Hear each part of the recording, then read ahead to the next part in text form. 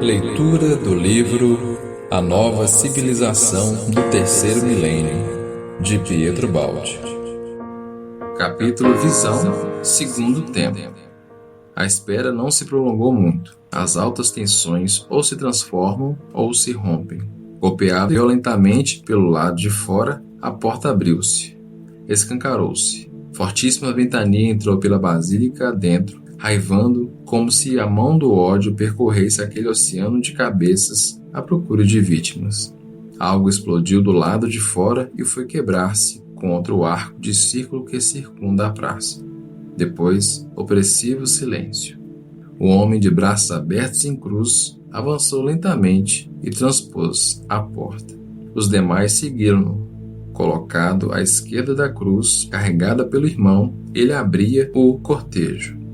Exatamente, as forças do mal, escravas das do bem, tinham escancarado as portas para o cortejo sair a céu aberto.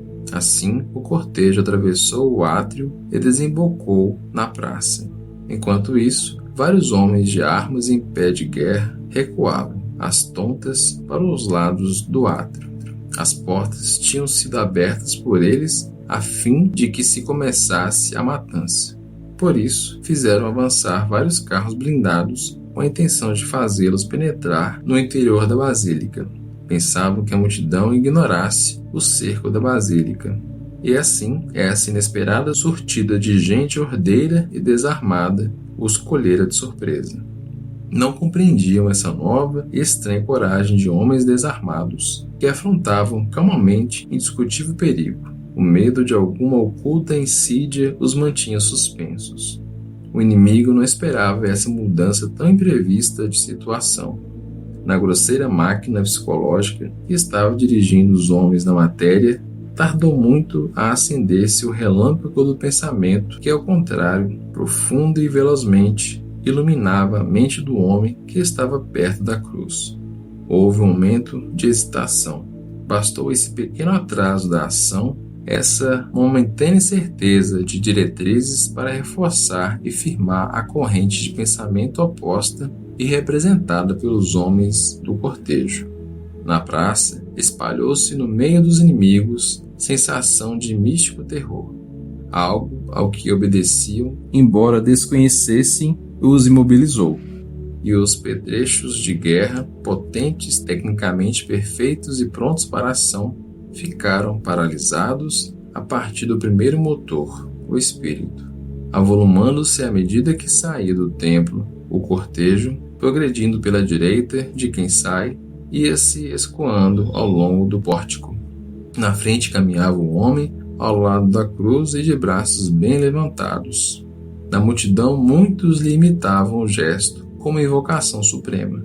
Ele havia entoado em voz alta um ritmo grave e solene, repetindo a palavra síntese daquela cena e daquele momento, da espera e da defesa.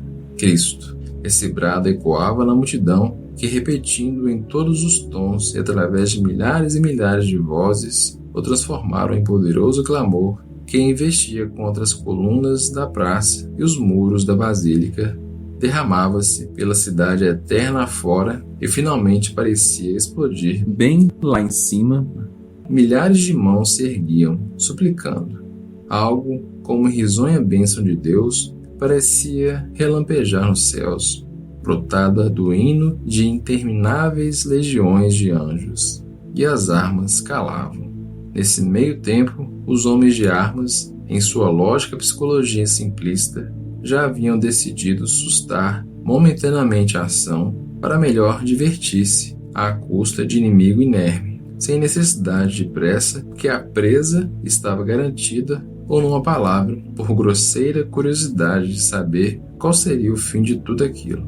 Um homem perto da cruz percebia tudo e mantinha completo controle sobre si mesmo, pois conhecia muito bem e dirigia o fenômeno espiritual de que era o centro. De cabeça alta, cabelos ao vento, braços abertos e levantados para cima, como antenas receptoras, auscultava as correntes de pensamento. Primeiro registrava as ondas longas, extensas e lentas das radiações diurnas da luz solar, da terra, dos tijolos dos edifícios, da exuberância puramente animal dos homens de armas, da vida vegetativa da multidão, tudo isso nas entonações mais variadas. Não era, porém, essa a voz que ele procurava cuidadosamente sintonizar. De fato, concentrava toda a sua atenção nas ondas curtas e rápidas do pensamento, com elas sintonizando-se em alta frequência. Abria-se-lhes com grande receptividade e elas lhe chegavam com voz sutil e clara que se elevava, como luz nas trevas, acima dos tons baixos e profundos, escuros e densos das outras vibrações mais materiais. Podia, desse modo, ouvir a voz, não percebida pelos outros, da alma dos homens de guerra, e como não era ouvido por ela, podia controlar o perigo, logo a sua primeira manifestação, o pensamento sem o qual nada se põe em movimento. Assim, percebera também a decisão do pontífice, que impusera o seu séquito à sua firme vontade de descer para junto do povo. E percebera, além disso, que outro cortejo, o do Papa, se pusera em movimento, convergindo em direção da porta do templo, onde os dois cortejos se encontrariam. Por isso, o homem se sentia profundamente comovido por aquele brado da multidão que repetia em coro a sua invocação: Cristo, Cristo, Cristo. Só uma palavra, nada mais. Uma palavra clara e abrasadora, repetida em ritmo forte e tenaz, uma palavra em que a vida parecia gritar sua vontade de progredir para o alto. Em plena tempestade, acima dos séculos, ele perscrustava através do tempo para finalmente exultar com a futura vitória de Cristo, aquela vitória pela qual, dando-se a si mesmo, também lutava. Haviam afrontado a morte, e agora Deus o salvava. Esse exemplo constituía apenas o primeiro passo da grande e pacífica revolução espiritual. Esse exemplo mais tarde se multiplicaria, e a fé sairia do interior dos templos, da prisão dos claustros, do cárcere das formas. A conquista de cada nova fase evolutiva significa a expansão de Deus nos corações, é primaveril desabrochar de flores. Diante do exemplo de Roma, outras igrejas abririam as portas e deixariam sair outras multidões. O homem compreendia as consequências e o imenso alcance de sua atitude. Jogava-se tudo e ao mesmo tempo nada, bem no centro do turbilhão e do drama, e no entanto só sentia-se perdido, mas vitorioso, exausto e apesar de tudo fortíssimo. A debilidade residia em sua pobre condição humana e a força, na visão de Cristo, que é invisível, o guiava. Assim, o cortejo chegou ao fim da praça e desfilou diante do grosso dos carros blindados e dos canhões. Então o homem que lhe estava à frente escutou mais atentamente e pôs em jogo sua receptividade no sentido de melhor compreender a psicologia do inimigo. Percebia que até mesmo os homens da guarnição dos carros blindados e dos canhões pertenciam à vida, eram vida e sofriam o império de suas leis. Advertiu que a natureza desses homens de tal modo se saturara de vibrações maléficas que eles mesmos lhe sentiam a perturbação, com o peso contra o qual, por força da lei de equilíbrio, a vida reagisse, como negação contra o ser que, instintivamente, rebelava-se, desejoso do próprio progresso e não de autodestruição. Percebia no subconsciente daqueles homens ferverem vibrações antagônicas de onde subiam para o consciente ideias contraditórias. Naqueles ânimos, duas correntes de pensamento se digladiavam. Queriam vencer, mas odiavam aquela vida de bestas feras. Não aguentavam mais, nem a insensibilidade nem o hábito os defendia mais. As forças maléficas empregadas por eles saturavam-nos ao ponto de envenená-los, e a vida até mesmo neles queria viver. Tantos males e tantas dores haviam eles semeado, lançando-os contra tanta gente que agora se voltavam contra eles mesmos, agredindo-os e sufocando-os. Por isso, aqueles ânimos, a reação se estava elaborando. Ao mesmo tempo, o imponderável exercia pressão no sentido dessa mudança. O homem do cortejo ouvia esse tempestuoso choque de forças, essa trágica maturação de almas. Tinha a impressão nítida de que o fenômeno estava quase atingindo seu ponto crítico e dentro de uma fração de segundos esse sistema de forças estaria decomposto. Percebia que para lá desse ponto crítico o fenômeno assumiria nova forma, isto é, o dinamismo se inverteria e as forças componentes se aplicariam em direção oposta. Essa precipitação de equilíbrios era iminente. Num átomo se desencadeariam as consequências exteriores e materiais. O fenômeno já estava maturado, eis que de repente o imponderável aparece explodir e a luz se fez nas almas dos inimigos. A corrente construtiva da vida e do bem reconquistara a superioridade sobre a corrente destrutiva da morte e do mal. Aqueles homens não puderam resistir por mais tempo e renderam ao cansaço de seu mau modo de agir. Sentiram nojo de si mesmos, compreenderam a inutilidade do homicídio, a estupidez em que o ódio se transforma se considerarmos os objetivos da vida e a alegria de existir e amar. Compreenderam, então, havê-los iludido e traído o mal em que haviam acreditado, terem sido vítimas de miragem e que o mal muito mais depressa envenena quem o pratica do que a pessoa que o recebe.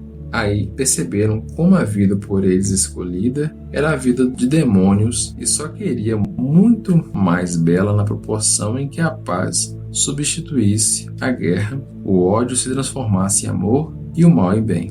Aquele singular cortejo, a desfilar-lhes diante dos olhos, lhes falava desse outro mundo mais belo, em que agora até mesmo eles se esforçavam para entrar, e também do tipo de conduta mais civilizado de que se sentiam expulsos.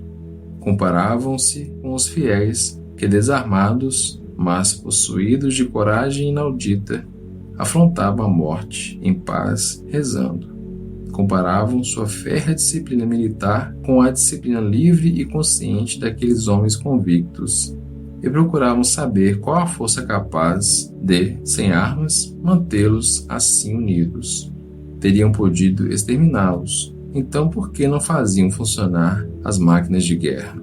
Por que a inusitada estratégia daqueles homens inermes triunfava e a força armada se tornava inoperante? Alguma coisa os paralisava. Que era?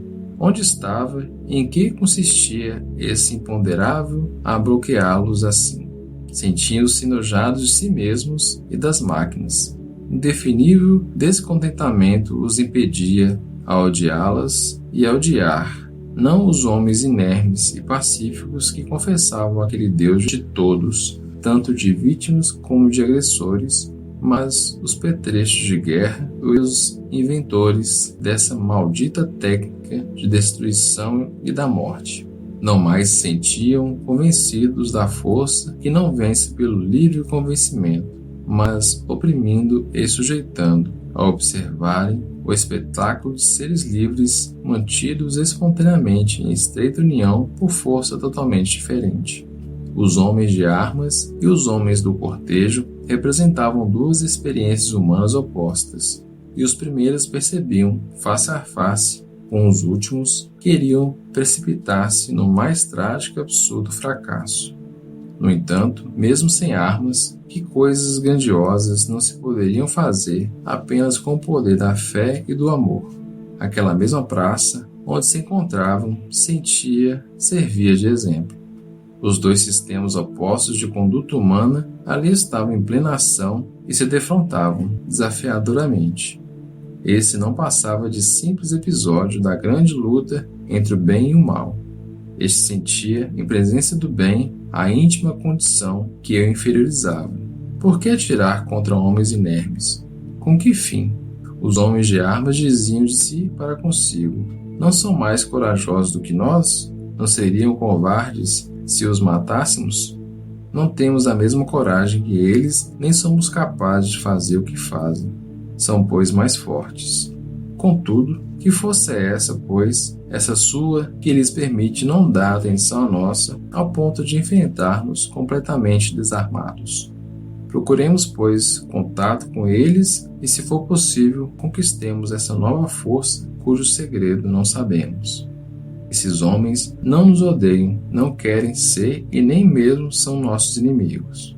Mas então, por que esse absurdo de odiar quem não nos odeia e agredir quem, sem alma alguma, expõe-se a nossos golpes? Não, basta. De agora em diante, não matemos mais, não odiemos mais. Como eles, também nós temos alma. Daqui por diante não seremos mais apenas número, instrumento, máquina, escravos do terror. Assaltou-os, então, irresistível necessidade de encontrar algo mais inteligente, mais vital e consciente, mais elevado, mais livre e adequado, irresistível necessidade de autonomia, de ouvir novamente a voz das grandes ideias que constituem a base da vida e o apelo de Deus. Novo desejo galvanizou-os.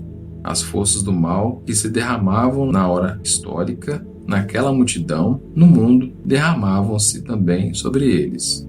O imponderável que tudo movia também os envolveu e arrastou. O instinto vital movimentou-os, impeliu-os. Saíram dos carros, abandonaram canhões e metralhadoras, aproximaram-se, incorporaram-se ao cortejo, acompanhando a cruz sob a universal invocação de Cristo. Agora o fenômeno tendia lógica e espontaneamente para a conclusão. Engrossado cada vez mais por novos adeptos e depois de haver feito a volta completa do pórtico, o cortejo já se aproximava do átrio e da porta principal, a fim de reentrar na basílica. O homem que estava à testa do cortejo chegou primeiro. O pontífice, tendo descido ao templo, esperava-o de pé, sozinho, destacado de seu séquito na porta da basílica. Quando o homem, acompanhando a cruz, chegou bem perto, o pontífice disse-lhe, estendendo-lhe os braços: "Meu filho, você salvou a igreja." "Pai", respondeu, "Cristo fundou hoje a nova e universal civilização do Espírito. Trago-vos a legião dos que primeiro o afirmaram, os voluntários do sacrifício, a fim de os conduzirdes ao túmulo de Pedro, ao altar de Cristo."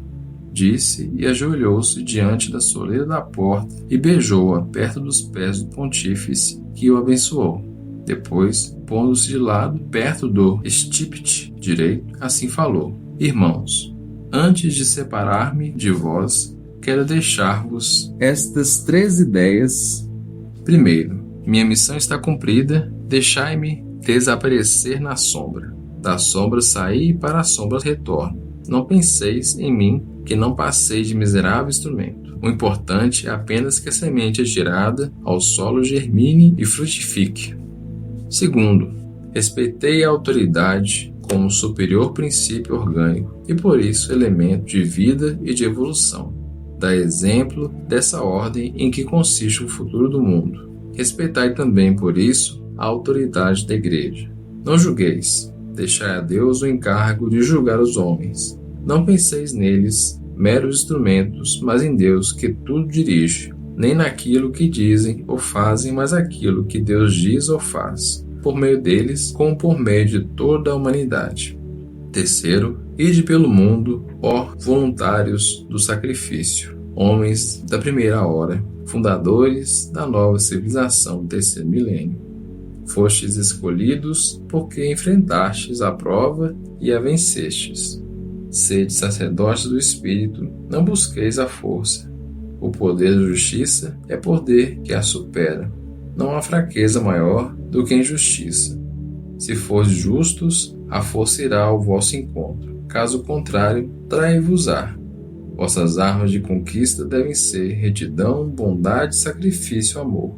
Os imponderáveis do Espírito tornar-se-ão verdadeira potência dentro de vós, se ao invés de pregá-las apenas com palavras, viverem vosso exemplo, se seguirdes Cristo, vibrando apaixonadamente na vida ativa.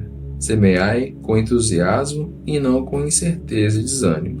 Antes de dar, torna-se necessário possuir. Para possuir, é preciso já ter conquistado vitórias dentro de si mesmo e através de esforço pessoal. Vivei no mundo, mas seguindo a Cristo. Falai com Ele, isto é, pelo exemplo. Hoje vencestes a matéria, pois, desarmados, enfrentastes a morte. começastes pelo exemplo, continuai dando o exemplo. Não adianta parecer, é preciso ser. Se a consciência nos condena, de nada nos vale haver conquistado os aplausos do mundo. Não sejais ricos por fora e pobres por dentro. Sede, isso sim, ricos por dentro e pobres por fora. O objetivo da vida é ascender. Conquistai qualidades que constituem tesouros inalienáveis, e não bens materiais que se perdem. Ascendei e ajudai a ascensão alheia. Sede sempre construtores, afirmando, e jamais destruidores, negando. Não é com máquinas de guerra, nem com as armas da lógica e da polêmica que vencemos o inimigo, mas compreendendo-o e abraçando-o. Antes de exigi-los dos demais, exige de vós mesmos a fadiga, o dever e a prática das virtudes. Primeiro, reformai-vos, depois, isso sim, podereis pensar na reforma de vossos semelhantes. Seja esse o segredo de vosso poder, mantendo-vos ágeis, ligeiros, vivos no espírito, bem próximos das fontes. Temei as incrustações, as cristalizações, as deformações, os acomodamentos, o farisaísmo, que é moléstia psicológica de todos os tempos, a fossilização senil de todas as religiões. A forma não deixa de ser necessária, mas acomoda e adormece. Primeiro, buscar a substância, que é a alma de todas as coisas. Do contrário, sereis apenas cadáver, foco de infecção, que propagará a morte. Só o espírito é vida. Lembrai-vos disto, jamais mentir, manter-se vigilante. Jamais compactuar com o mal, jamais acomodar-se. Quem mais possui, mais sabe e mais autoridade tem, em consequência, não tem mais direito do que os outros, e sim mais deveres. O mundo tem fome de verdade, deveis nutri-lo, vivendo a verdade. Sede instrumentos da criação, operários de Deus, seus colaboradores na construção e no progresso. Semeai e a semente germinará, produzirá novas sementes e através delas nascerá de novo. Ide pelo mundo e semeai no tempo a nova civilização do Espírito.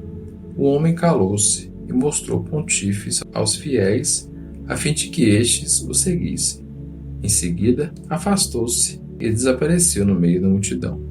O pontífice recusou-se a sentar de novo na sede gestatória, em que chegara até a porta do templo. Fê-la afastar-se juntamente com seu séquito e a pé, mais triunfante ao lado da cruz de madeira, colocou-se à frente do cortejo que voltou vitorioso à nave central.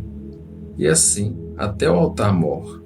Aí o pontífice mandou gerar a cruz de ouro e prata que brilhava no centro do altar e pôs no seu lugar a pobre cruz de madeira, vencedora da grande batalha.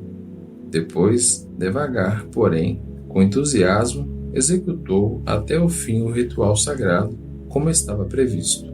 O cortejo dos voluntários, vitoriosos, haviam-se enfileirado ao redor. Todos os que compunham tinham entrado no templo, homens, mulheres, jovens e velhos, e todas as classes de educação, cultura e posição social diferentes, doutores e ignorantes, homens de ciência e de fé, patrões e empregados, humildes e poderosos. Haviam também religiosos e religiosas de todas as ordens, militares de todos os postos, expoentes de todas as castas. Aí estavam os voluntários do clero oficial, saídos das fileiras grupadas na abside da basílica. Estavam representadas as nacionalidades e as religiões mais diferentes. Havia também os adesistas da última hora, que aumentaram as fileiras, e finalmente os homens de armas, saídos das máquinas de guerra e, pelo exemplo, convertidos ao amor de Cristo.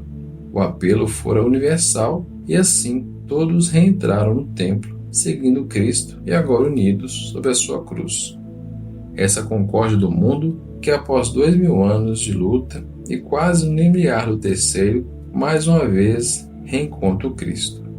O espetáculo dessa multidão, a princípio massa confusa, agora constituída de acordo com nova ordem e unidade mais vasta, esse triunfo final do anjo sobre a besta e do espírito sobre as armas embotadas da matéria. Tudo isso constitui o último lampejo da luz em que, em gloriosa apoteose, esplende esta visão. No esplendor desse último lampejo, a visão deteve-se, imóvel, pequena fração de segundo. Depois, como um cometa que riscou o firmamento, a luz se apagou lentamente e desapareceu, deixando atrás de si luminosa esteira.